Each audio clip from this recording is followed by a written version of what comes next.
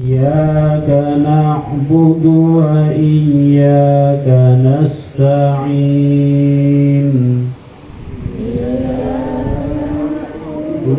وإياك نستعين اهدنا الصراط المستقيم الصراط المستقيم صراط الذين أنعمت عليهم الذين أنعمت عليهم غير المغضوب عليهم ولا الضالين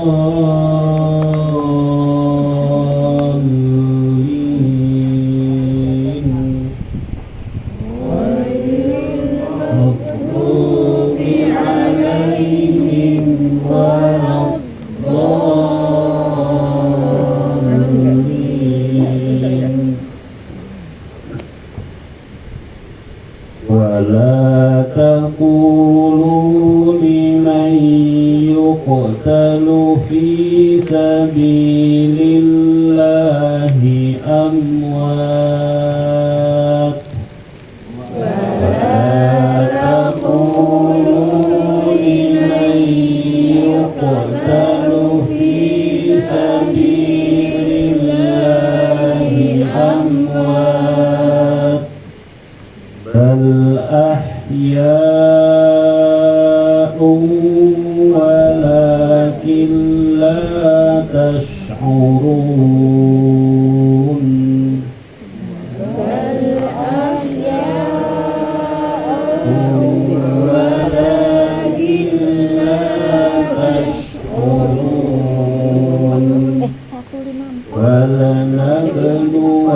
ولنبلونكم بشيء من الخوف والجوع ونقص من الأموال والأنفس والثمرات ولنبلونكم بشيء من الخوف والجوع ونقص من الأموال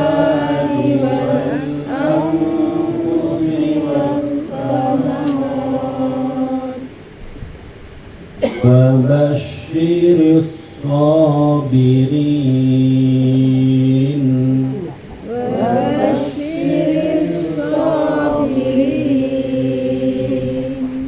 الذين إذا أصابتهم مصيبة قالوا إنا لله وإنا إليه راجعون الذين إذا أصابتهم مصيبة قالوا إنا لله وإنا إليه راجعون أولئك عليهم صلوات من ربهم ورحمة أولئك عليهم صلوات من ربهم ورحمة وأولئك هم المهتدون وأولئك هم المهتدون إن الصفا والمروة من شعائر الله إن الصفا والمروة من شعائر الله فمن حج البيت أو اعتمر فلا جناح عليه أن يطوف بهما فمن حج البيت أو اعتمر فلا جناح عليه أن يطوف بهما ومن تطوع خيرا فإن الله شاكر عليم ومن تطوع خيرا فإن الله شاكر عليم إن الذين يكتمون ما أنزلنا من البينات والهدى من بعد ما بيناه للناس إن الذين يكتمون ما أنزلنا من البينات والهدى من بعد ما بيناه للناس من بعد ما بيناه للناس في الكتاب أولئك يلعنهم الله من بعد ما بيناه للناس في الكتاب أولئك يلعنهم الله أولئك يلعنهم الله ويلعنهم اللاعنون أولئك يلعنهم الله ويلعنهم اللاعنون إلا الذين تابوا وأصلحوا وبينوا فأولئك أتوب عليهم إلا الذين تابوا وأصلحوا وبينوا فأولئك أتوب عليهم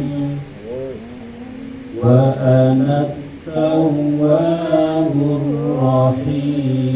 الرحيم وأنا التواب الرحيم إن الذين كفروا وماتوا وهم كفار أولئك عليهم لعنة الله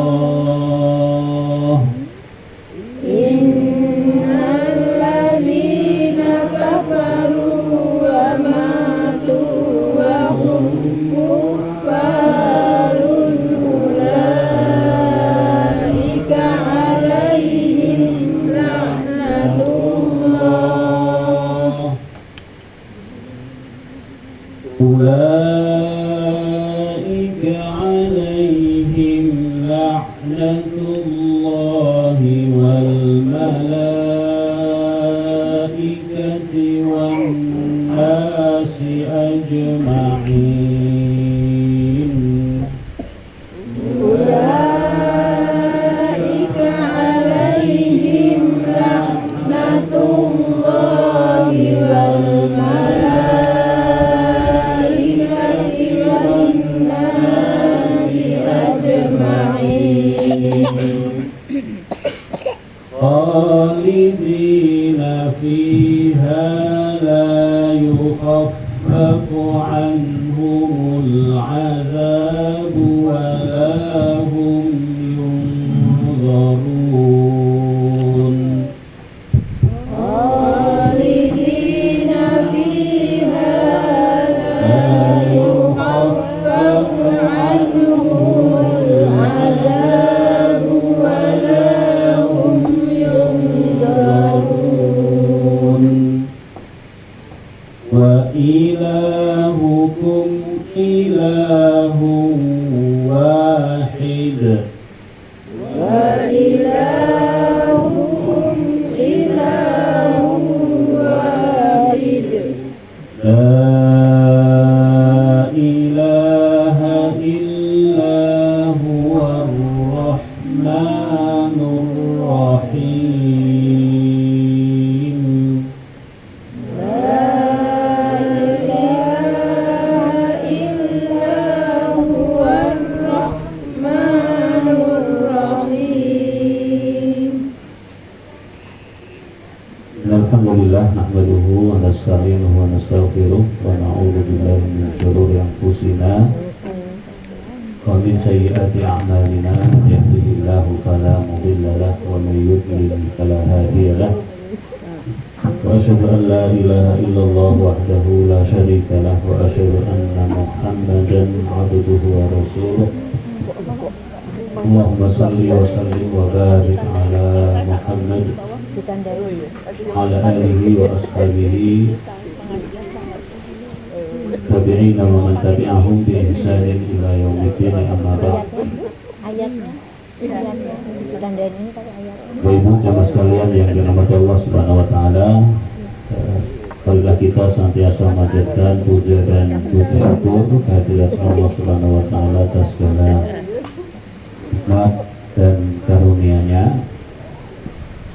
Selawat dan salam kita curahkan kepada junjungan kita, panutan kita, Nabiullah Muhammad sallallahu alaihi wasallam, kepada keluarga beliau, sahabat-sahabat beliau, dan kepada siapa saja mengikuti petunjuk dan tuntunan beliau hingga hari kiamat nanti.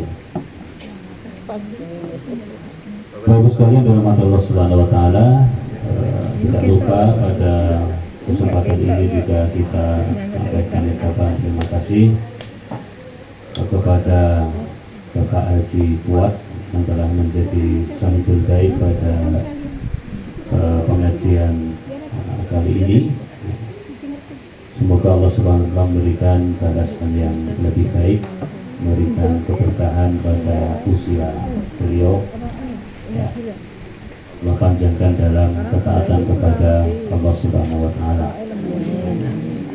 Demikian pula kepada kita semua yang ada dalam majelis ini, semoga Allah berikan kesehatan yang sedang Allah uji dengan sakit, Allah berikan kesembuhan, dan juga yang diberikan ujian-ujian yang lainnya Allah berikan kesabaran, dan Allah angkat ujian yang Allah berikan kepadanya. Dosen dirahmati Allah Subhanahu wa taala, kita perlu ataupun sangat perintahkan untuk senantiasa bersyukur kepada Allah Subhanahu wa taala, meminta kebaikan, meminta anugerah dan rahmat dari Allah Subhanahu wa taala. Kita selalu mengucapkan di dalam salat kita, ya, iyyaka na'budu wa iyyaka nasta'in, hanya kepadamu lah kami menyembah dan hanya kepadamu lah kami memohon pertolongan. sebuah kalimat yang menunjukkan tentang kelemahan kita sebagai seorang hamba di hadapan Allah Subhanahu wa Ta'ala.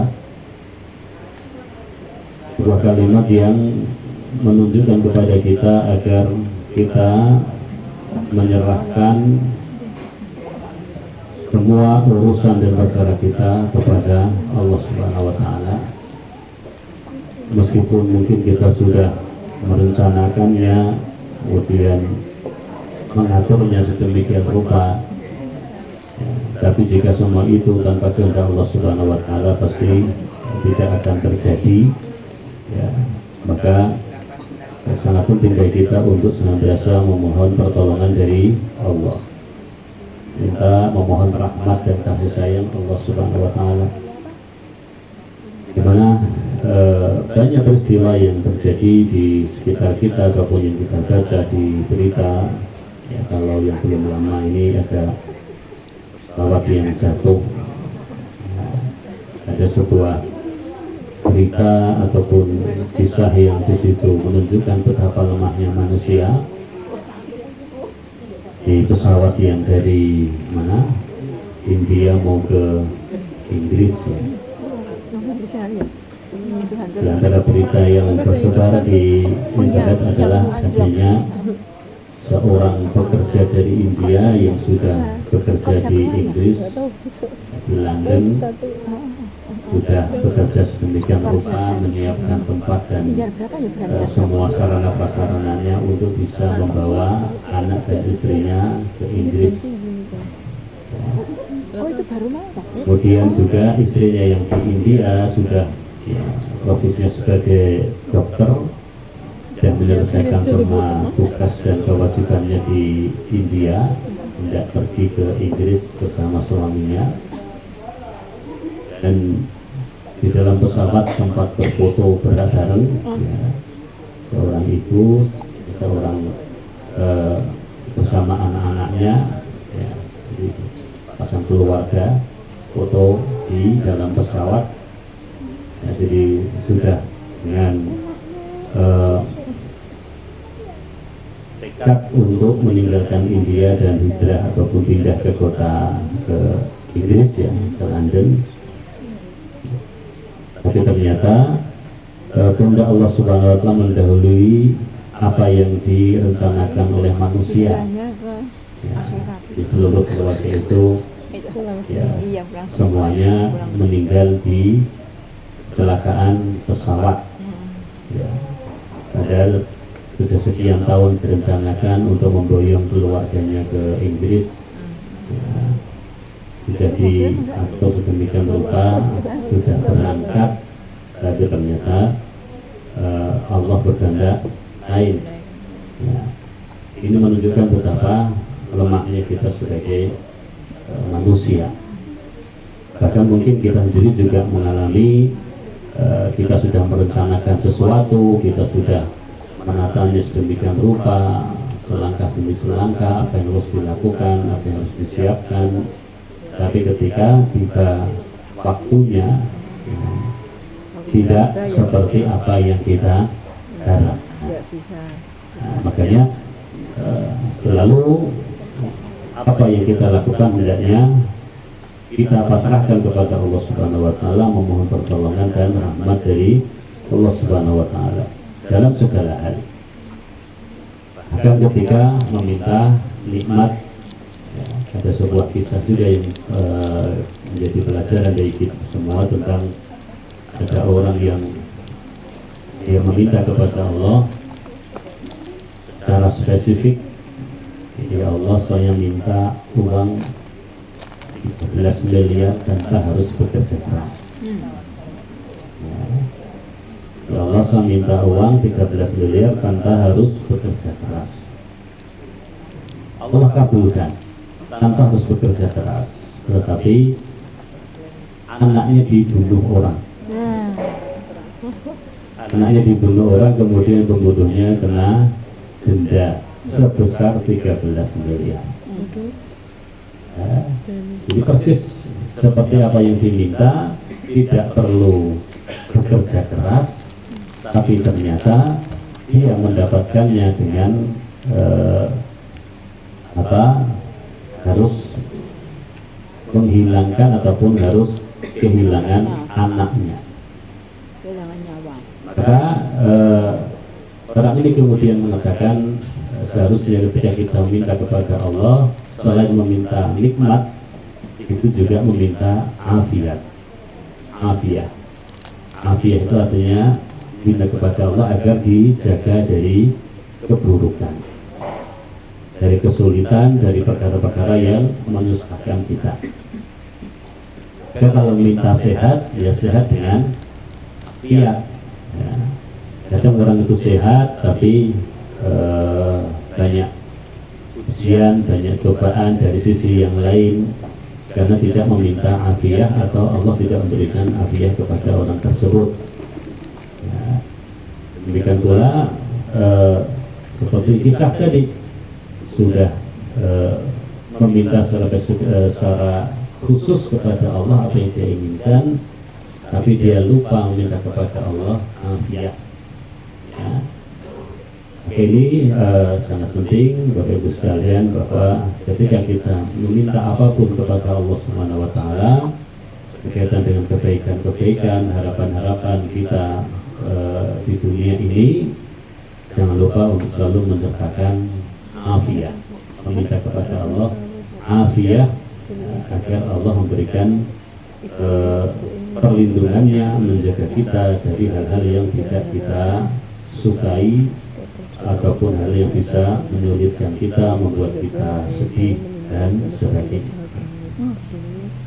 Terus rahmat Allah Subhanahu wa taala,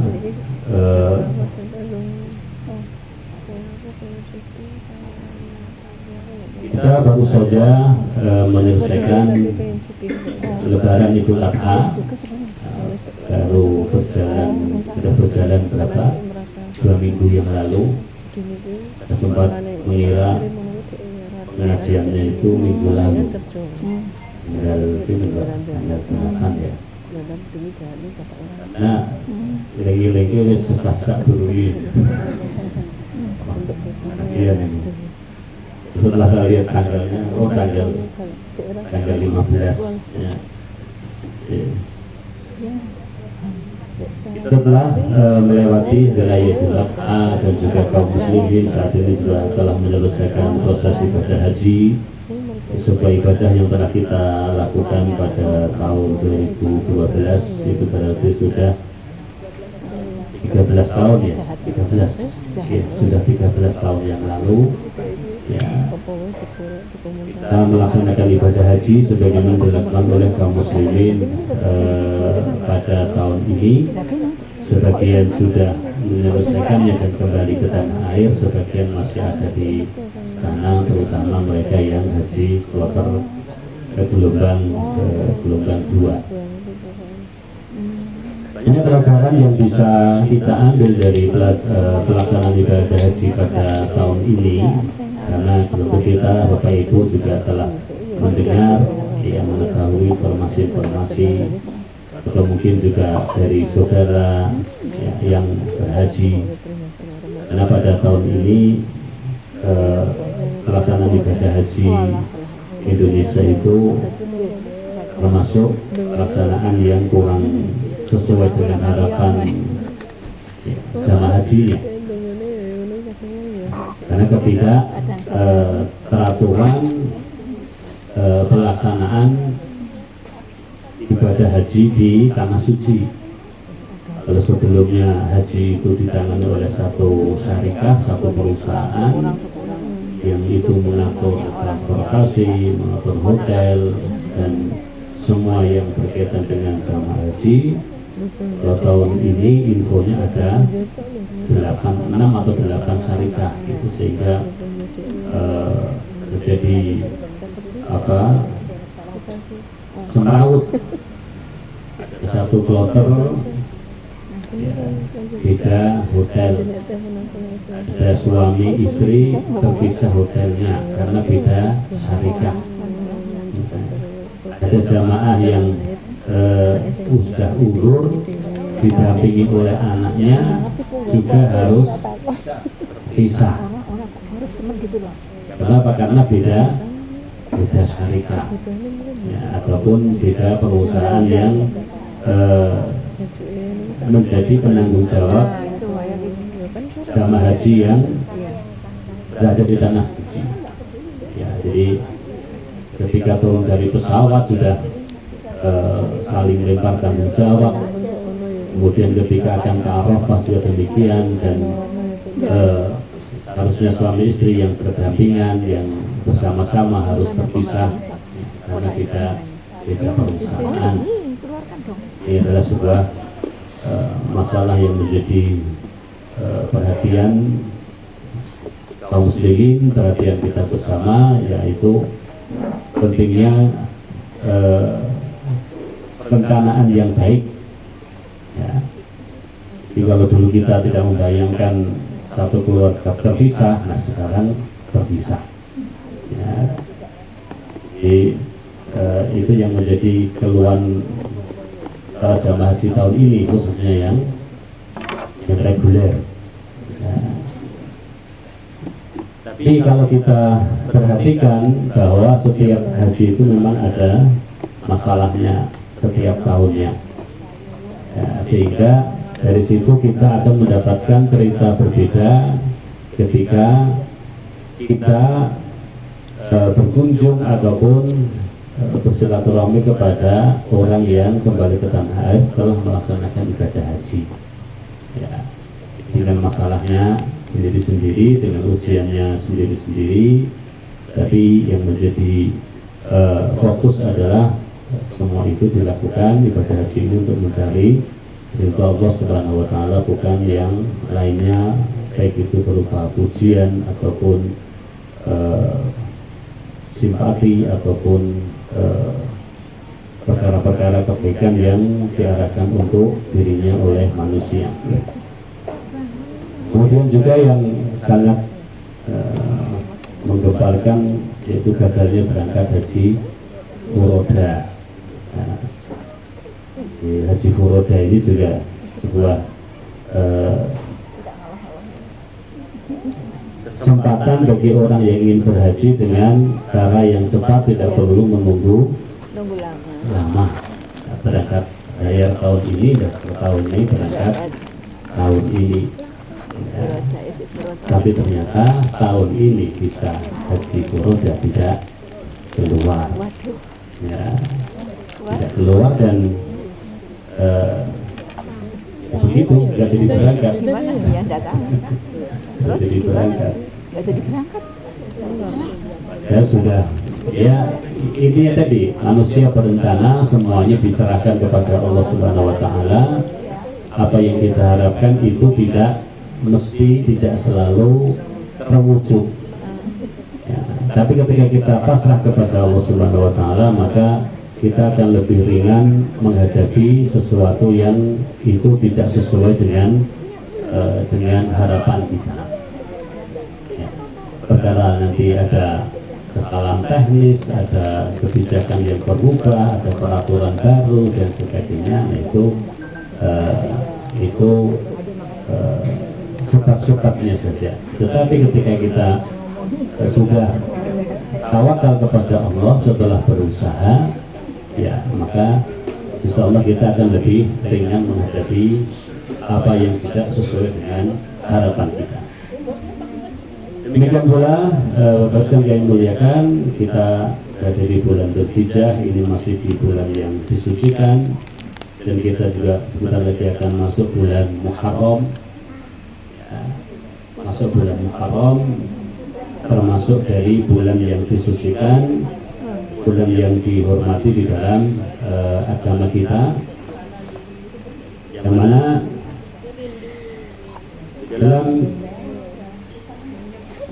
sebuah hadis Rasulullah SAW mengatakan bahwa inna zamana qad istadara kahayatihi, sesungguhnya waktu dan zaman itu terus berputar sebagaimana yang telah Allah atur. Dan dalam satu tahun itu ada 4 bulan yang disucikan, 3 berurutan dan yang 1 berdiri sendiri. yang berurutan yaitu Dzulqa'dah, Dzulhijjah dan Muharram. Yang berdiri sendiri adalah bulan Rajab. Para ulama menyebutkan termasuk di antara hikmah kenapa bulan Dzulqa'dah, Dzulhijjah, Muharram itu menjadi bulan yang disucikan dan harus dihormati, itu karena di bulan Dzulqa'dah kaum muslimin melakukan perjalanan ke tanah suci untuk melaksanakan ibadah haji, sehingga mereka harus mendapatkan keamanan di dalam perjalanan. Kemudian Dzulhijjah waktu pelaksanaan ibadah haji.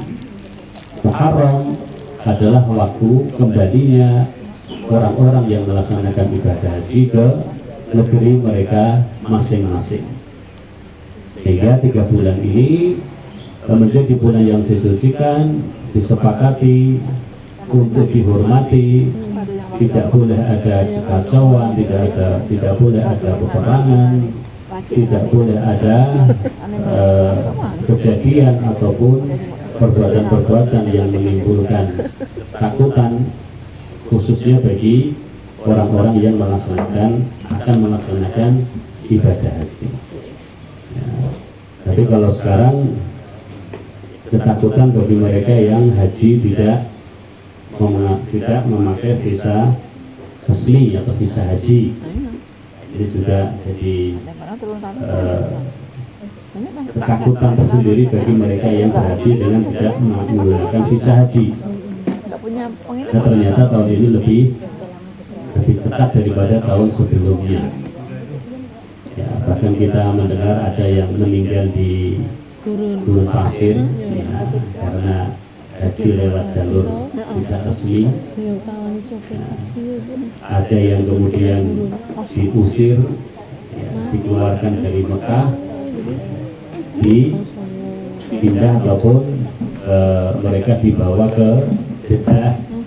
Jadi semua yang melaksanakan ibadah haji tapi tidak menggunakan visa haji itu oleh pemerintah Arab Saudi, mereka dikeluarkan dari kota Mekah, dibawa ke Jeddah. Itu jumlahnya juga banyak. Meskipun demikian, ternyata juga namanya orang banyak ya. Sudah jelas tidak ada haji tanpa visa haji, ya masih banyak yang nekat. Bahkan beberapa yang kami ketahui itu ada yang haji memakai nusuknya orang. Nusuknya orang bukan miliknya, dia pakai supaya bisa masuk ke kota Mekah. Jadi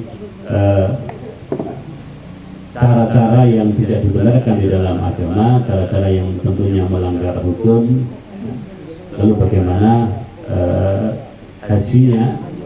Ya tentu, apalagi kalau itu hajinya dengan cara yang tidak resmi, dengan cara melakukan penipuan karena nusuknya orang itu dipakai, apakah dia akan mendapatkan haji mabrur? Ya tentu apapun jika itu dilakukan dengan cara yang tidak benar, ya pahala yang akan didapatkan menjadi tidak dia dapatkan.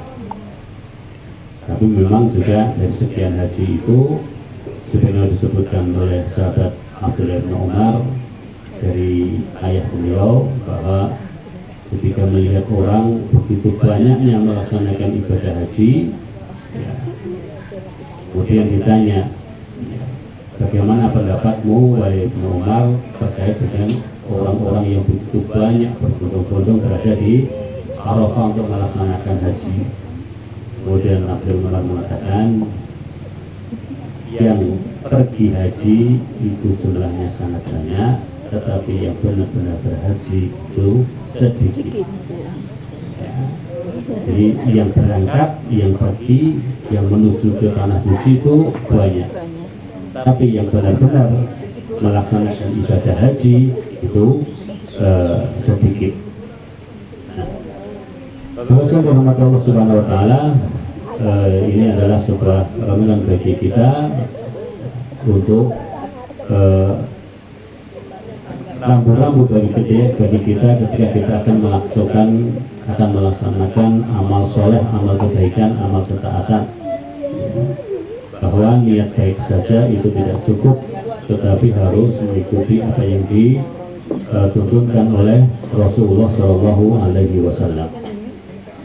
Masuk pula di bulan Muharram yang sebentar lagi akan kita dapati, atau kita akan masuk ke bulan Muharram.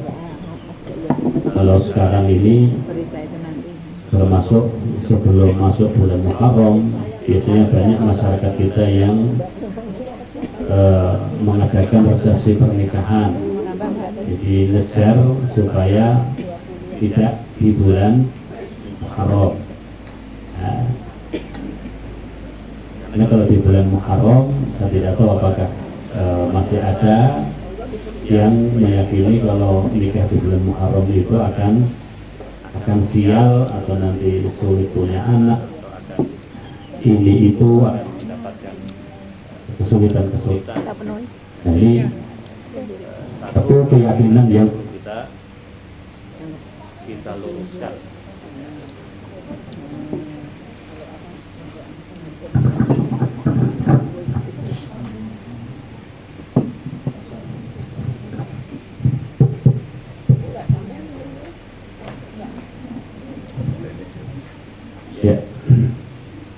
Keyakinan yang perlu kita luruskan, karena sesungguhnya meyakini waktu ataupun tanggal ataupun hari ataupun musim itu bisa mendatangkan kesialan, mendatangkan kecelakaan, mendatangkan musibah, itu adalah merupakan salah satu keyakinan jahiliyah yang dikoreksi oleh Islam. Jadi tidak ada yang namanya waktu, hari, ataupun tanggal itu yang mendatangkan sial.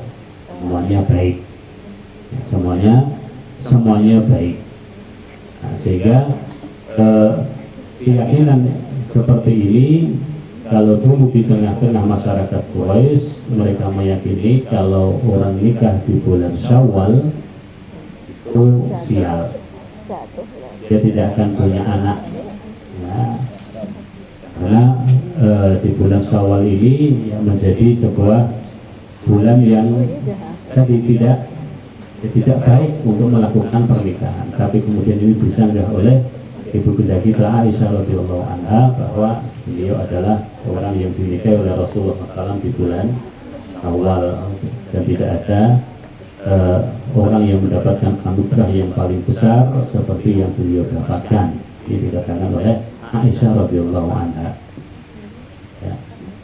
Di tempat kita sebagian orang berpendapat, berkeyakinan bahwa bulan Muharram itu tidak baik. Ya. Jadi tidak baik untuk melaksanakan resepsi pernikahan.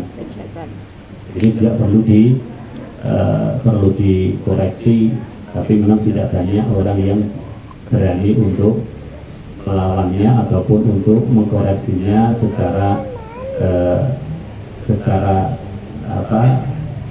praktek mengadakan pernikahan di bulan Muharram.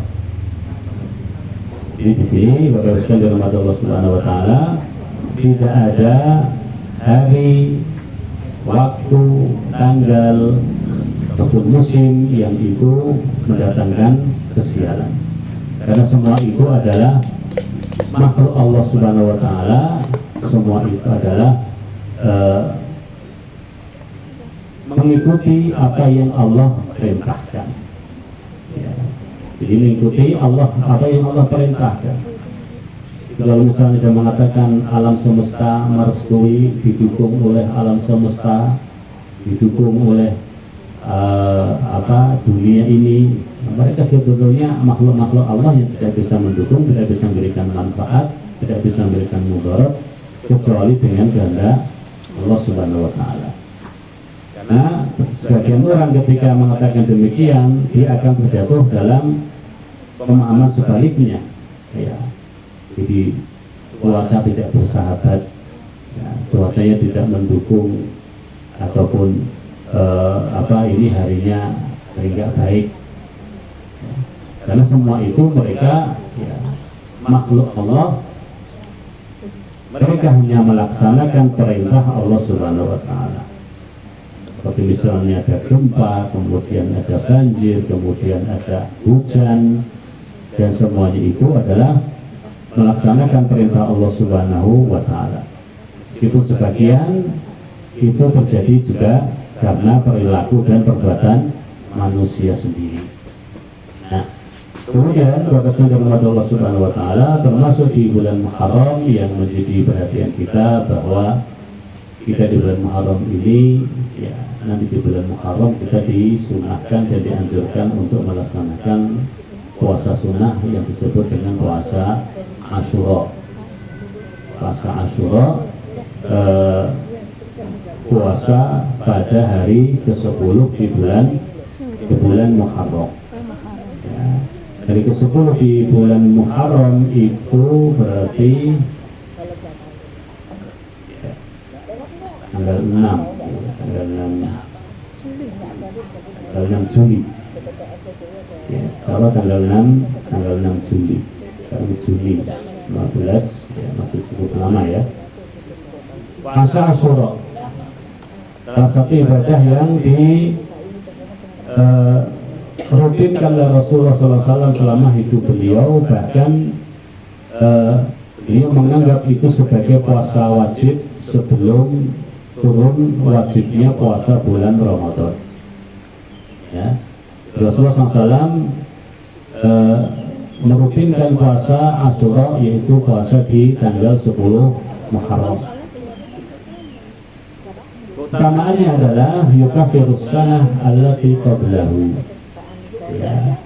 Jadi puasa Asyura itu keutamaannya adalah dapat menghapuskan dosa yang akan datang. Yang akan datang. Jadi berbeda dengan puasa Arafah. Kalau puasa Arafah keutamaannya adalah menghapuskan dosa yang telah setahun yang telah lalu dan setahun yang akan datang. Nah, jadi di puasa Asyura ini kita dianjurkan berpuasa ya, di tanggal 10 bulan Muharram.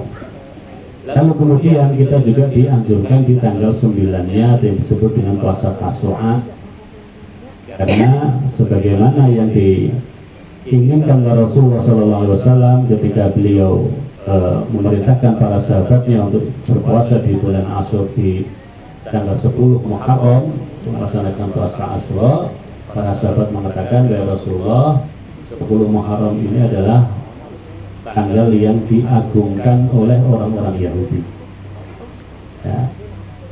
10 Muharram ini adalah hari rayanya orang-orang Yahudi yang selalu diperingati setiap tahunnya sebagai bentuk rasa syukur mereka karena telah diselamatkan dari kejaran Fir'aun. Ya. Jadi mereka selamat. Ya. Mereka selamat dari kejaran Fir'aun. Yang kemudian itu diperingati setiap tahunnya oleh orang-orang Yahudi. Nah, kemudian ketika Rasulullah mendengar informasi dari sahabat ini, dari para sahabatnya, kemudian Nabi mengatakan, tidak akan amul mudbir sunnat kasih. Jika demikian, di tahun yang akan datang, tahun depan kita puasa mulai tanggal 9. Ya, mulai tanggal 9. Nah, jadi 9 dan 10. Tetapi kemudian Rasulullah SAW wafat, ya, dan beliau belum sempat melaksanakan puasa di tanggal 9. Dalam ilmu hadis ini namanya adalah sunnah hamliyah, atau sebuah keinginan dari Rasulullah SAW yang belum sempat beliau laksanakan karena beliau wafat lebih dulu. Maka ini sunnah, maka ini tetap dikatakan sebagai sebuah sunnah yang kita dianjurkan untuk melakukannya. Rasulullah SAW berkeinginan untuk melaksanakan puasa Tasu'a atau puasa pada tanggal 9 Muharram, tapi keinginan itu tidak bisa beliau laksanakan karena beliau meninggal. Maka kita sebagai umatnya, jika kita ingin berpuasa di tanggal 10 Muharram, maka kita juga dianjurkan untuk berpuasa di tanggal 9-nya. Kemudian adapun ada yang menambahi di tanggal 11-nya, maka juga dipersilahkan. Nah, ini adalah kita di tanggal 10 Muharram disunahkan untuk berpuasa. Kemudian juga berkaitan dengan bulan Muharram ini ada sebuah keyakinan yang itu dilakukan oleh sebagian masyarakat kita berkaitan dengan anjuran untuk mengusap kepala anak yatim. Nah, jadi di tanggal 10 Muharram itu selain puasa Asyura juga dianjurkan untuk mengusap kepala anak yatim. Nah, khususkan 10 Muharram sebagai harinya anak yatim, nah, mengkhususkan sebagai waktu untuk berbuat baik kepada anak yatim dengan cara mengusap kepala mereka, maka ini sebuah kekhususan yang tidak diajarkan dalam agama kita. Tapi mengusap kepala anak yatim ini satu hal yang dianjurkan. Bagaimana katakanlah Rasulullah SAW di dalam sebuah hadis ketika ada seorang sahabat yang mengadu kepada Nabi dengan mengatakan bahwa hatinya keras. Jadi hatinya keras. Hati keras itu ya, sulit menerima kebenaran, kalau diingatkan malah marah. Untuk melakukan ketaatan juga terasa berat. Ya. Ada ayat yang menerangkan tentang neraka dan azab yang ada di dalamnya, biasa saja ketika mendengarnya. Ketika disampaikan tentang azab kubur juga dia merasa biasa saja, tidak ada sesuatu yang membuat hatinya kemudian terketuk. Ya. Jadi ada orang yang mengaku kepada Nabi karena hatinya yang keras. Kemudian Nabi mengatakan idza arada an yalina qalbuk. Kalau kamu ingin idza aradta an yalina qalbuk, kalau kamu menginginkan hatimu menjadi lembut, hatimu tidak keras, maka at'imil miskin wansah ra'sal yatim. Hadisnya hadis Hasan bahwa Rasulullah SAW berikan satu amalan agar hati kita menjadi lembut, ya, yaitu bagaimana yang dikatakan oleh Rasulullah kepada sahabat tadi, kalau kamu ingin hatimu menjadi lembut, hatimu tidak keras, maka yang pertama at'imil miskin, berikan makan kepada orang-orang miskin. Ya, berilah makan orang-orang miskin, bantulah orang-orang miskin, orang-orang yang kekurangan. Ya. Kemudian yang kedua adalah wamsah ra'sal yatim, dan usaplah kepala anak yatim. Ya, usaplah kepala anak yatim. Nah, di sini ya, mengusap kepala anak yatim ini bukan hanya sekedar mengusap saja, tetapi juga berbuat baik. Ya, membantu memenuhi kebutuhannya, membantu ya, memenuhi apa yang dibutuhkan oleh anak yatim, dan semua perkara, dan termasuk yang bisa dilakukan adalah menjadi sosok, ya, menjadi sosok yang bisa dijadikan sebagai sebuah sebagai apa ya, mungkin dianggap sebagai bapak ataupun orang yang dihormati oleh anak yatim. Jadi di antara amalan yang bisa membuat hati kita lembut, yaitu yang pertama dari at'imil miskin. Ini adalah sebuah amal kebaikan, bersedekah, amal sosial, amal yang itu mendatangkan kebaikan kepada sesama manusia, dan ini juga manfaatnya akan kembali kepada kita. Ya, jadi menumbuhkan jiwa sosial yang tinggi, entengan, kemudian mudah membantu orang yang membutuhkan, menghilangkan kesulitan orang, menghibur orang yang sedang diuji dengan musibah, itu bisa mendatangkan kebaikan bagi kita. Ya, bisa mendatangkan kebaikan bagi kita. Dan ini juga pernah kita sampaikan berkaitan dengan ada orang yang dia sholatnya saja masih ada yang bolong, artinya dia tidak punya perhatian serius dengan kewajibannya sebagai muslim, tapi dia punya kebiasaan tiap hari selalu membantu seorang miskin, seorang nenek yang hidup miskin, selalu dia bantu setiap harinya. Sampai kemudian si nenek ini mendoakan dengan doa yang terus-menerus dia ucapkan setiap mendapatkan kebaikan dari orang ini. Nah, kemudian singkat ceritanya dari doa si nenek tadi, orang ini tiba-tiba ada yang mendatanginya dan mengajaknya untuk melaksanakan ibadah umroh, ya, untuk melaksanakan ibadah umroh. Lalu orangnya menjawab bahwa saya tidak punya ilmu tentang umroh dan sholat saya juga masih belum tertib. Lalu orang yang macam ini mengatakan, kita langsung manasik, saya ajari secara cepat, ya, saya ajari tata cara ibadah umroh secara cepat, kita praktek nanti di perjalanan sampai ke Mekah, ya, secara ringkas kita orang mengatakan saya ajari, termasuk sholat yang benar bagaimana saya ajari.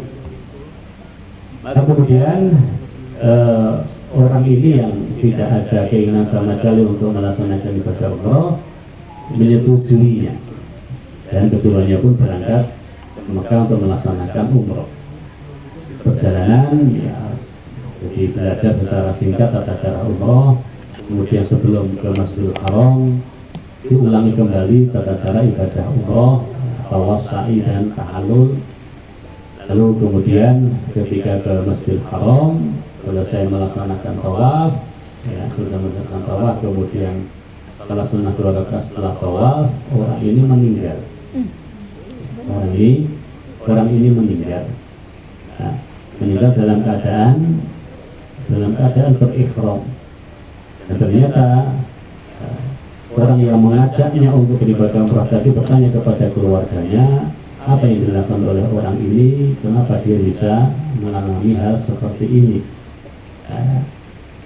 Lalu keluarganya mengatakan, ya orangnya memang seperti itu, tapi dia punya kebiasaan, ada seorang nenek yang hidup miskin yang selalu dia bantu setiap harinya, dan neneknya itu selalu mendoakan kebaikan-kebaikan terus, nah, mendoakan kebaikan-kebaikan terus, dan mungkin orang itu mendapatkan keadaannya seperti itu, keadaan yang baik seperti itu disebabkan karena doa si orang miskin yang setiap hari dibantu oleh orang tersebut.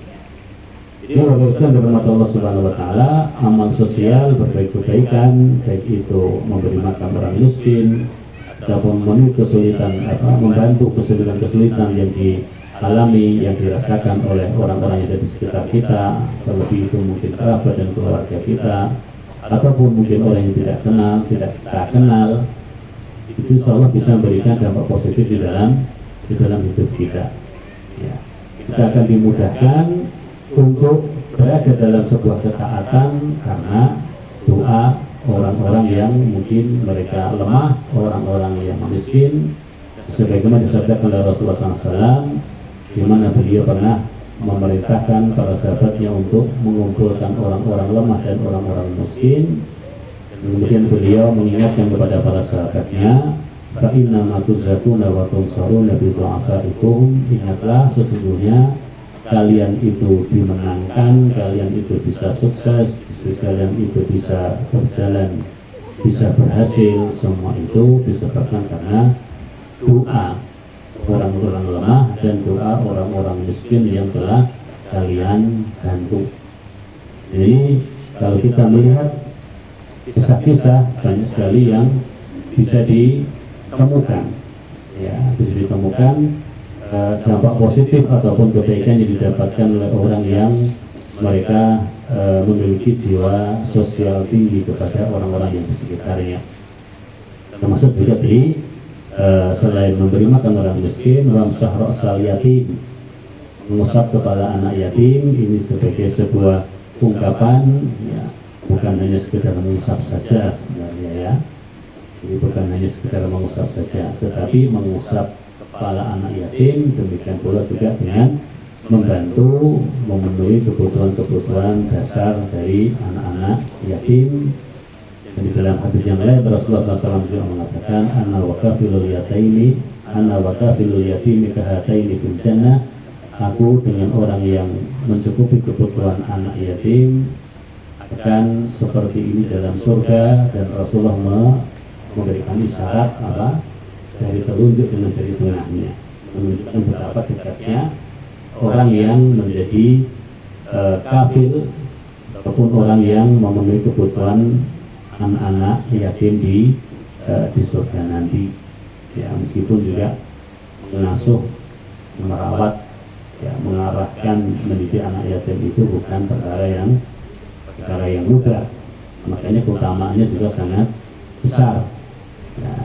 Karena kami juga pernah mendengar ada orang yang inisiatif mendirikan panti asuhan ya, untuk mengumpulkan anak-anak yatim. Jadi disediakan semuanya, kebutuhan, fasilitas, pendidikan, makan, minum, tempat tinggal dan sebagainya. Tapi yang dia dapatkan adalah ya, karena anak-anak yatim ini datang dari luar, itu kan ada anak yang melawan dengan mengatakan kamu kan seperti ini karena merawat anak yatim. Kalau kamu nggak merawat anak yatim, kamu nggak bisa kaya seperti ini. Ya. Jadi memang godaannya dan tingkat kesulitannya itu tidak mudah untuk dilewati. Ya, karena godaannya, kesulitannya juga tinggi, maka kompensasinya ataupun keutamaannya juga sangat besar, yaitu dia akan bersama dengan Rasulullah SAW. Beliau akan dekat, ataupun orang-orang yang merawat anak yatim ini akan mendapatkan kedudukan yang dekat dengan Rasulullah SAW di dalam surga nanti. Bahkan daripada Allah Subhanahu Wa Taala, adalah beberapa hal yang bisa kita sampaikan menjadi pengingat bagi kita semuanya agar kita menjadi hamba yang semakin dekat kepada Allah Subhanahu Wa Taala. Dan marilah kita selalu berusaha untuk melembutkan hati kita agar mudah untuk menerima kebenaran dan hidayah dari Allah Subhanahu Wa Taala. Ya, seperti tadi memberi makan anak miskin, mengusap kepala anak yatim, ya, kemudian juga ziarah kubur, itu juga bisa melunakkan hati, karena Rasulullah mengatakan dulu aku melarang kalian untuk ziarah kubur, ada sekarang silahkan kalian ziarah kubur, karena sesungguhnya ziarah kubur itu mengingatkan akhirat, ya, mengingatkan akhirat. Jadi tujuan utama ziarah kubur itu mengingatkan akhirat. Kalau sudah mengingatkan akhirat, maka hati kita akan menjadi lembut, hati kita ataupun ambisi-ambisi kita terhadap dunia ini bisa direm, bisa dikurangi, karena sesungguhnya ada hal yang harus dipersiapkan, berupa ketaatan-ketaatan, ibadah yang banyak, amal saleh yang banyak untuk kehidupan akhirat nanti.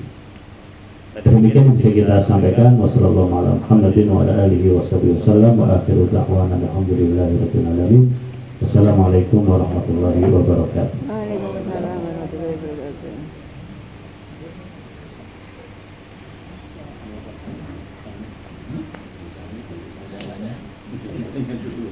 Enggak saya. Halo, kalau ada pertanyaan. Saya nih. Ada ini. Assalamualaikum warahmatullahi wabarakatuh. Tadi disampaikan oleh Pak Ustadz bahwa hari itu baik Pak, tapi kan tentu ada, karena ada tradisi mengatakan ada juga hari yang disampaikan tadi juga sama. Itu pernah ada yang mengatakan bahwa menikahkan dua anak menjadi satu, itu katanya Pak. Kita pernah juga izin sama orang tua bahwa saya akan menikahkan dua anak jadi satu. sebagai orang tua seperti ini. Yang jelas kalau Anda percaya dengan keyakinan itu jangan dilaksanakan. Tapi hati Anda yang penting. Katanya. Kalau tidak percaya laksanakan. Udah gitu aja. Nah, ini mungkin bagi harus hati kita yang yakinkan. Kemudian yang kedua, Pak, apa yang sampaikan Pak bahwa puasa apa sunnah tadi ya Pak ya. Jadi satu surah itu 1 tahun dan 1 tahun sebelum dan di pejabat-pejabat kita itu banyak sekali orang Islam, kadang-kadang lulusan pesantren, lulusan apa. Tapi korupsinya juga luar biasa Pak. Atau mungkin dia berpedoman bahwa setelah puasa saya korupsi. Enggak kan aman karena udah dihapus dosanya. Mungkin itu pedomannya. Kan yang memang iya Pak. Ya dukung coba pejabat kita yang atau ibu-ibu atau apa tuh. Ya pejabat perempuan laki-laki perempuan apabila mau sidang ya yang laki-laki pakai peci, yang perempuan pakai jilbab. Walaupun sebelumnya tidak begitu selesai jilbab dikeluarkan ya jilbab keluar. Nah itu mungkin ini yang perlu dibenahi Pak mungkin atau mohon petunjuk berikutnya sama Pak menangan ini gimana Pak. Terima kasih itu aja Pak. Baik. Yang pertama berkaitan dengan masalah tadi keyakinan memang kadang kalau orang itu tidak istilahnya tidak yakinnya masih lingering, artinya masih pokoknya saya tidak yakin tapi masih setengah-setengah. Itu terkadang dia mendapatkan apa yang dikhawatirkan gitu kan. Ya. Tapi kalau orang yang benar-benar yakin dia tidak mendapatkan apa yang dikhawatirkan oleh kebanyakan orang. Maka dalam hal ini berkaitan dengan masalah tradisi itu memang sebuah pembahasan yang panjang berkaitan dengan tradisi yang ada dengan apa yang diajarkan dalam Islam, yang kemudian banyak orang yang beranggapan bahwa jangan ditabrakkan antara tradisi dengan tuntunan Islam ya. Karena tradisi itu berjalan sendiri, tuntunan Islam itu berjalan sendiri ya.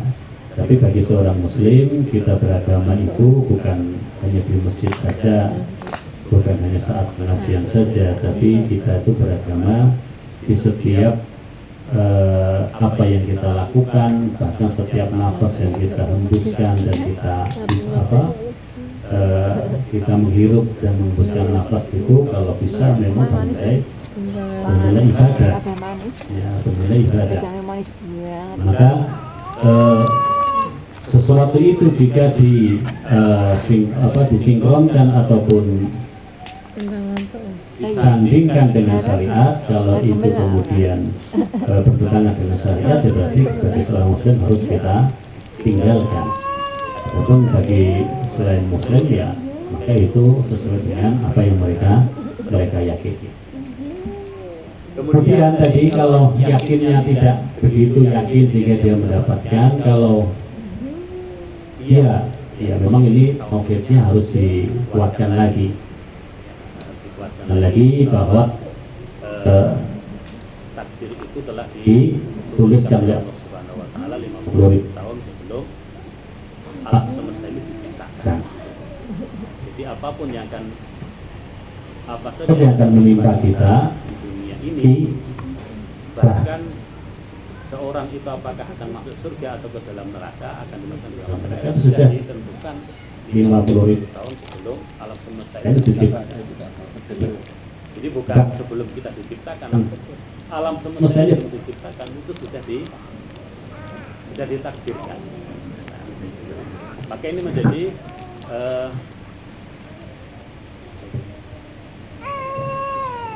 menjadi sebuah prinsip bagi seorang muslim. Ya, ketika kita mendapatkan musibah, mendapatkan ujian, itu ini adalah ketentuan dan takdir dari Allah Subhanahu wa taala, sehingga bisa lebih ringan untuk menjalaninya. Ya, bisa lebih ringan untuk menjalaninya.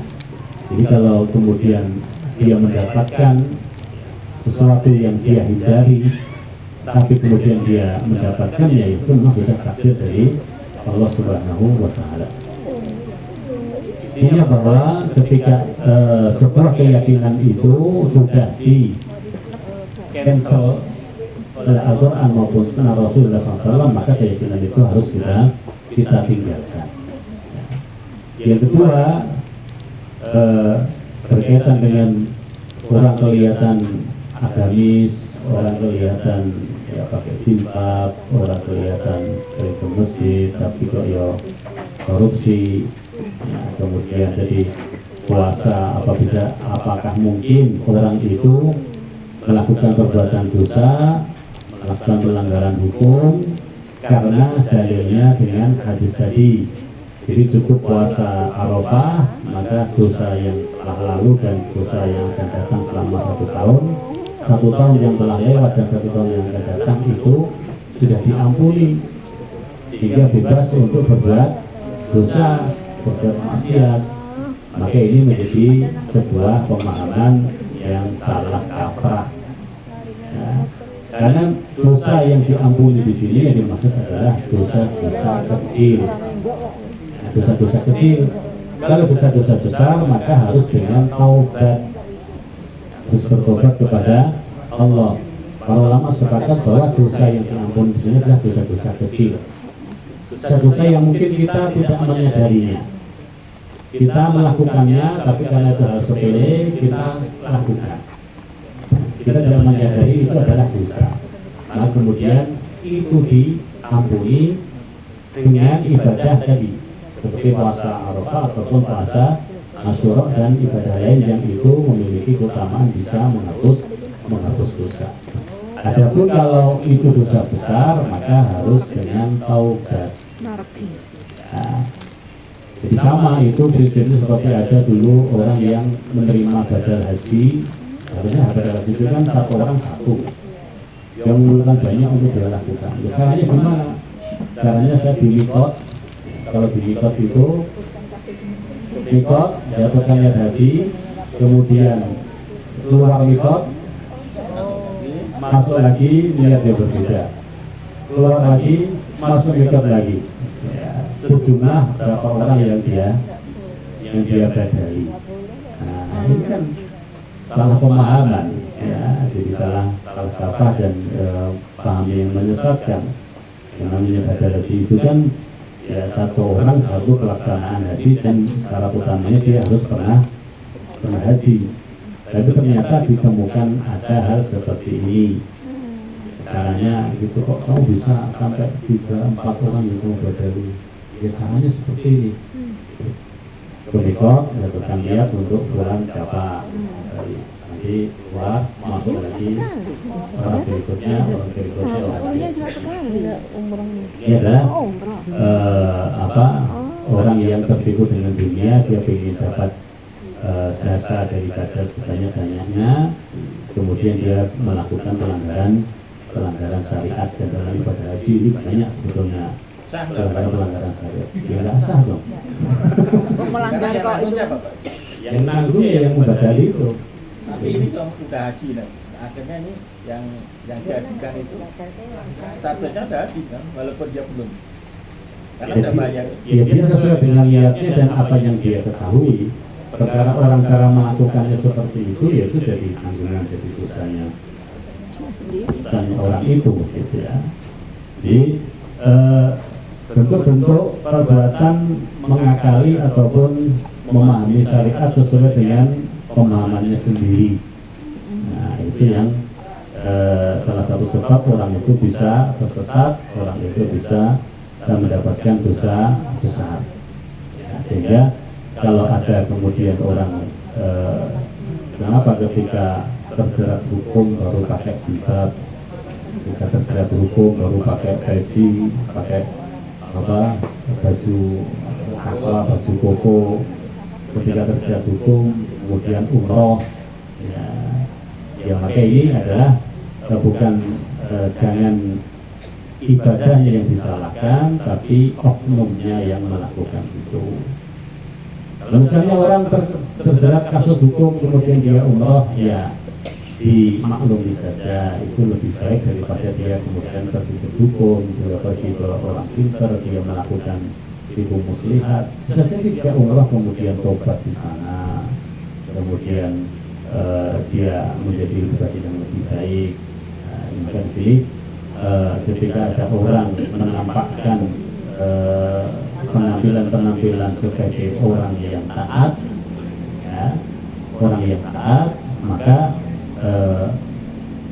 yang dilihat adalah oknumnya, bukan amalan ataupun ibadah yang dia lakukan. Iya, Pak.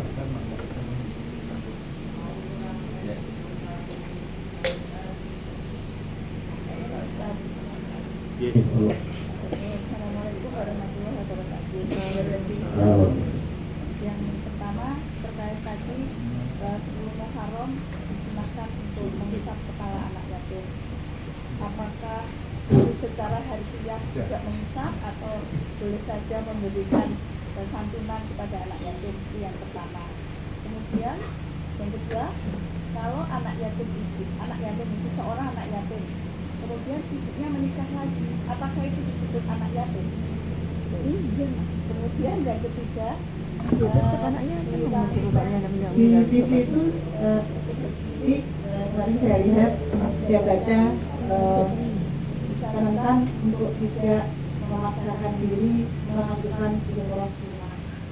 Terkait tadi ya, apakah umroh juga seperti itu, 1 kali safar untuk 1 kali umroh?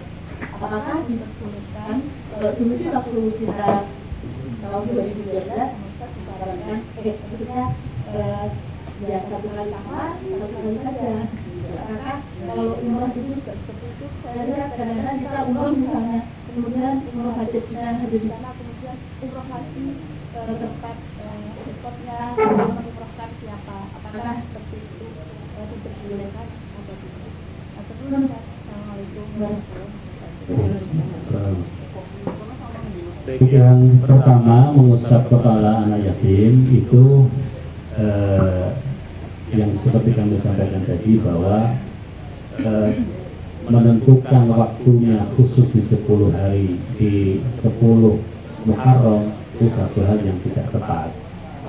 Intinya kalau mau mengusap anak yatim di waktu-waktu kapanpun, ketika kita tiba-tiba punya keinginan mengunjungi panti asuhan, atau kita tahu ada anak yatim, kemudian kalau kita mengunjunginya, itu maka keutamaan agar hati diberikan kelembutan, hati menjadi lembut, itu dapat terlaksana.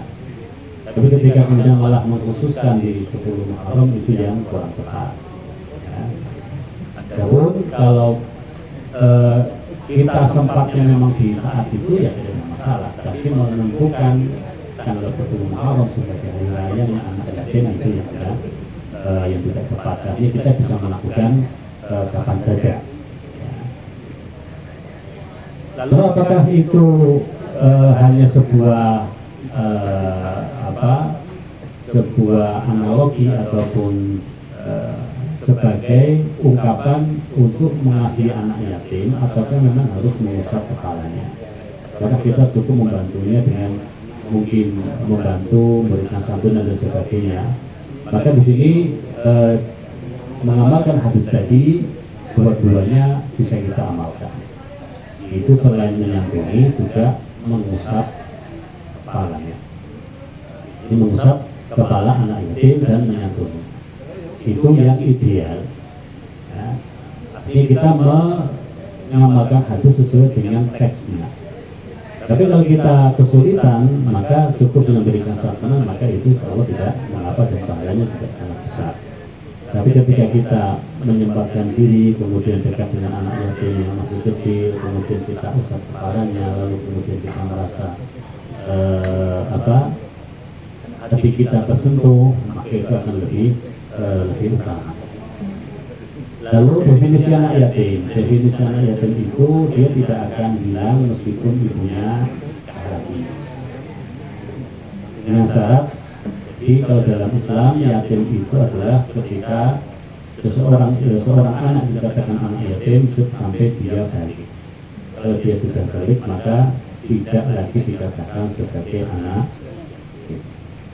Jadi misalnya ada seorang wanita, dia punya anak, ya, dia punya anak yang masih kecil, suaminya meninggal setelah masa berkabung 4 bulan ataupun 4 bulan 10 hari ataupun di atasnya itu mungkin setengah tahun setelah itu nikah lagi. Apakah anak tadi hilang satu-satunya? Maka jawabannya tidak. Dia tetap anak yatim. Dia tetap anak yatim. Nah, sehingga ukurannya, batasannya di dalam fikih, di dalam agama kita, anak yatim itu sampai anak itu balik. Sampai anak itu balik. Atau bisa kemudian kita longgarkan sampai anak itu bisa mandiri. Bisa mandiri. Jadi definisi anak yatim itu orang yang anak yang ditinggal mati oleh bapaknya, ya, masih anak-anak, ya, sampai dia nanti di usia balik maka tidak dikatakan sebagai anak yatim. Yang berikutnya berkaitan dengan badal haji tadi, ya, pembahasan masalah badal haji, badal umroh dan sebagainya. Membadalkan itu satu amalan yang dituntunkan, tapi boleh, satu amalan yang boleh kita membadali orang tua kita, membadali keluarga kita, baik itu haji maupun umroh, asalkan kita sudah berhaji ataupun kita sudah melaksanakan ibadah umroh.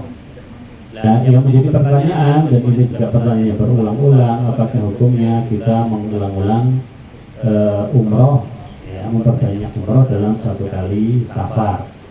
Nah, memperbanyak umroh dalam satu kali safar itu kalau dia umroh untuk dia sendiri sudah selesai, kemudian setelah itu dia melaksanakan umroh lagi untuk membadali bapaknya, setelah itu membadali ibunya, setelah itu membadali sindahnya, kakek atau neneknya dan seterusnya, maka itu sudah tidak mengapa. Nah, yang menjadi silang pendapat dalam hal ini adalah kaitan dengan umroh untuk diri sendiri. Ya, umroh untuk diri sendiri. Artinya kita sudah umroh, kemudian kita ingin umroh mengulangi umroh di Taim ataupun di Jironah ataupun di tempat-tempat mikot yang lainnya yang kita bisa menjatuhkan niat ihram dari tempat tersebut untuk melaksanakan ibadah umroh. Nah, maka dalam hal ini memang terjadi diskusi panjang dari para ulama. Kalau kita ingin melihat dari misalnya sisi Syafi'iyah misalnya, itu membolehkan, bahkan itu sebagai praktek hadis yang mengatakan bahwa satu umroh berikutnya itu menjadi penghapus dosa. Tapi jika kita kembali kepada apa yang dilakukan oleh Rasulullah SAW dan para sahabatnya, maka kita akan menemukan bahwa Rasulullah dan para sahabatnya tidak pernah lakukan umroh 2 kali dalam 1 kali perjalanan. Bahkan ketika Aisyah radhiyallahu anha beliau berhalangan untuk berumroh pada saat haji, ya, selesai melaksanakan haji, Aisyah ingin umroh karena sebelum haji beliau belum berumroh. Maka beliau pun mengadu kepada Nabi sampai menangis, lalu Nabi memerintahkan saudaranya Aisyah itu Abdurrahman untuk menemani Aisyah mengambil mikot di Taim, yang mungkin kita kenal dengan Masjid Aisyah, itu untuk mengambil mikot di sana dan melaksanakan umroh. Yang menarik di sini adalah Rasulullah tidak menemani sendiri dan ikut berumroh bersama Aisyah. Dan yang kedua, Abdurrahman sendiri juga tidak umroh, hanya mengantar saudarinya Aisyah untuk melaksanakan prosesi umroh sampai selesai. Kalau ini menjadi satu hal yang dikenal oleh Rasulullah SAW dan para sahabatnya, tentu para sahabat juga akan mengulang-ulang umroh dari Taim, apalagi perjalanan yang jauh lebih sulit untuk dilakukan daripada zaman kita saat ini. Perjalanan dari Madinah ke Mekah 400 kilo lebih, unta, jalan kaki, dan kesulitan yang didapatkan, yang mana belum tentu di waktu-waktu yang akan datang dia bisa umroh lagi. Jadi kalau memang mengulangi umroh dalam satu kali perjalanan untuk diri sendiri, nah itu tentu para sahabat Nabi akan lebih mengejar itu. Ya. Karena perjalanan sulit yang sudah ditempuh, yang itu mungkin tidak bisa diulang lagi di waktu yang akan datang. Tapi para sahabat Nabi tidak melakukannya. Maka karena itu ada istilah jawaban fikih itu kadang berbeda dengan jawaban realita di lapangan. Jadi jawabannya fikih adalah seperti itu, bahwa kita tidak perlu mengulang-ulang umroh untuk diri kita sendiri ketika kita melakukan safar untuk ibadah umroh. Jadi cukup sekali, kemudian ditambah dengan yang jelas ada keuntungannya, yaitu tawaf sunnah.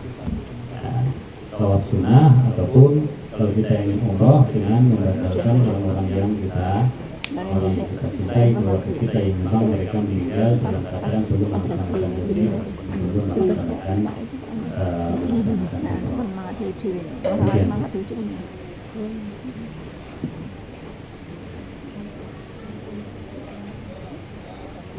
kemudian boleh? Ustaz, satu lagi. Iya. Kalau misalnya seseorang umroh belum pernah berhaji, kemudian umroh untuk diri sendiri wajib kan, terus kemudian umroh lagi untuk mengumrohkan, membatalkan, itu diperbolehkan atau tidak? Tapi belum pernah haji. Yang ideal memang seperti itu. Jadi dia sudah umroh, kemudian dia berdoa kepada Allah, ya Allah berikan saya kesempatan untuk umroh di tahun yang akan datang supaya saya bisa membadali ibu saya bisa membadali bapak saya, sehingga kemudian di tahun berikutnya ataupun di bulan berikutnya, kan kita tidak tahu kan berapa bulan. Maksudnya di hari perjalanan yang sama itu Ustaz. Ya. Jadi misalnya seseorang berangkat umroh nih, umroh wajib sudah selesai, kemudian berangkat lagi hari lainnya masih di sana mengumrohkan, nah itu boleh apa tidak?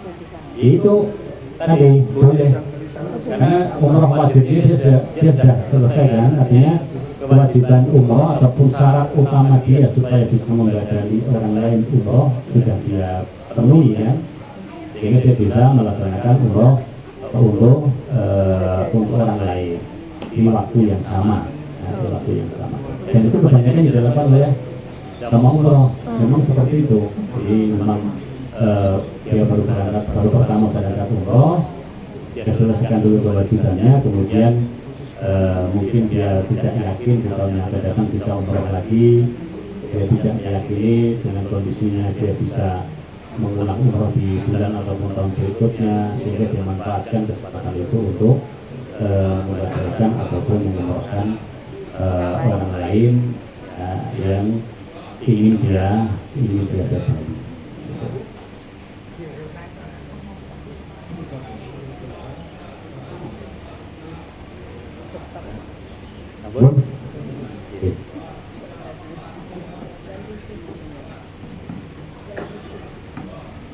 Bapak Ibu yang dimuliakan, mari kita sebelum kita tutup, kita berdoa kepada Allah Subhanahu Wa Taala untuk kebaikan kita, kebaikan keluarga kita, dan kebaikan kerabat dan saudara-saudara kita. Kita hadirkan hati kita memohon dan minta kepada Allah Subhanahu Wa Taala mengetuk pintu rahmatnya untuk kita dan orang-orang yang kita. A'udzubillahi minasyaitonirrajim. Bismillahirrahmanirrahim. Alhamdulillahirabbil alamin, hamdan syakirin, hamdan yuwafi ni'amahu wa yukafi'u mazidahu, ya rabbana lakal hamdu kama yanbaghi li jalali wajhikal karim wa 'azimi sultanik. Allahumma inna nas'aluka bi anna nashhadu annaka antallah la ilaha illa antal ahadus samad alladzi lam yalid wa lam yulad wa lam yakul lahu kufuwan ahad.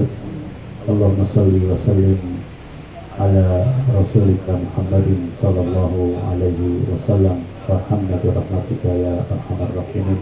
Allahumma fil lil mu'minina wal mu'minat wal muslimina wal muslimat al ahya minhum wal amwat innaka sami'un qaribun mujibud da'awat ya qadiyal hajat. Allahumma inna nas'aluka al huda wal tuqa wal afafa wal ghina. Allahumma a'inna ala dzikrika wa syukrika wa husni ibadatik. اللهم اقسم لنا من خشيتك ما تحول به بيننا وبين معاصيك ومن طاعتك ما تبلغنا جنتك ومن اليقين ما تهون به علينا مصائب الدنيا ومتعنا بأسماعنا وأبصارنا وقواتنا أبدا ما أحييتنا واجعله الوارث منا واجعل ثأرنا على من ظلمنا وانصرنا على من عادانا ولا تجعل الدنيا أكبر همنا ولا مبلغ علمنا ولا تسلط علينا من لا يخافك فينا ولا يرحمنا اللهم ربنا هب لنا من أزواجنا وذرياتنا قرة أعين واجعلنا للمتقين إماما ربنا هب لنا من لدنك ذرية طيبة إنك سميع الدعاء اللهم اغفر لنا ولوالدينا وارحمهما كما ربيانا صغارا اللهم أرنا الحق حقا وارزقنا اتباعه وأرنا الباطل باطلا وارزقنا اجتنابه ربنا آتنا في الدنيا حسنة وفي الآخرة حسنة وقنا عذاب النار وصلى الله على محمد وعلى آله وصحبه وسلم والحمد لله رب العالمين. Subhanallah walhamdulillah astaghfiruka wa atubu ilaik. Assalamualaikum warahmatullahi wabarakatuh.